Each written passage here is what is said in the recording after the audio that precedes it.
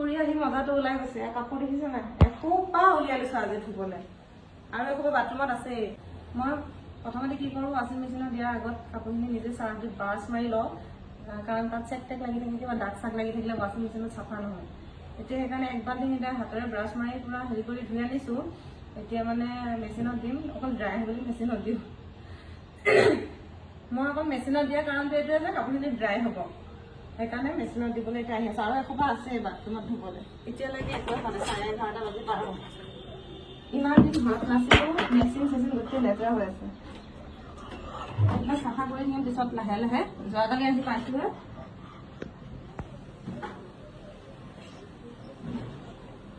মোৰ নিচিনা চিষ্টেম কোনে কোনে কৰে বাৰু? ৱাশ্বিং মেচিনত দিয়াৰ আগত কাপোৰ নিজে হাতেৰে ধুই অহা চাফা হয় মানে, কিন্তু মোৰ কিবা এনেকুৱা চিন্তা এটা হয় কি চাফা নহয় আৰু একেই হয়, দাগ চাগবিলাক থাকি যাব, ভাল নালাগে।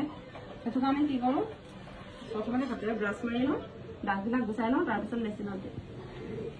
কষ্টটো একেই হয়গে, অকল ড্ৰাই হ'বলৈহে দিছোঁ দেই। মানে ছাটৰ ওপৰত এতিয়া যাই থাকিব নোৱাৰোঁ আৰু, ছাটৰ ওপৰত গৈ পেলাই কাপোৰ মেলি থাকিবলৈ সময় নাই। সেইটো কাৰণে এয়া চিষ্টেম। ড্ৰাই হৈ গ'লে অলপ অলপ বাকী থাকে ন শুকাবলৈ, তেতিয়া বেলকনিত মেলি দিম, বতাহতে শুকাই যাব। কিমান দিন হ'ল? 15-20 দিনে হ'ল মেচিনটো নচলোৱা।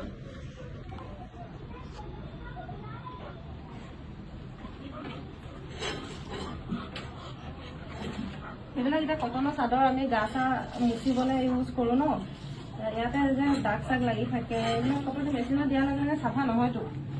এতিয়া গৰম পানীত পুৰা দি এচাৰি আনিছোঁ, ধুনীয়াকৈ চাফা হৈ গৈছে। আৰু গামোচা চামোচাবিলাক মতা মানুহবিলাকে ইউজ কৰে, বগা গামোচা, কটনৰ গামোচা চেক লাগে, দাগ লাগে, এইবিলাকতো মেচিনত দিলে পটককৈ ক'ত চাফা হ'ব। এখন এতিয়া কটনৰ চাদৰ গা ধুওঁতে আমি সলাওঁ, মুচোঁ, গা মুচোঁ, এইখনত কিমান চেক লাগি আছিলে। এই গৰম পানী পুৰা দি চাৰ্ফত দি ব্ৰাছ মাৰি এচাৰি দিছোঁ। প্ৰথমতে ড্ৰাই হওক,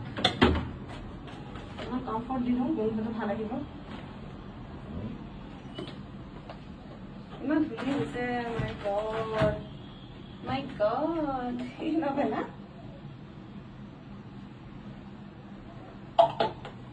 ইমান ধুনীয়া হৈছে কৈছোঁ। কাৰেণ্ট নাই নেকি?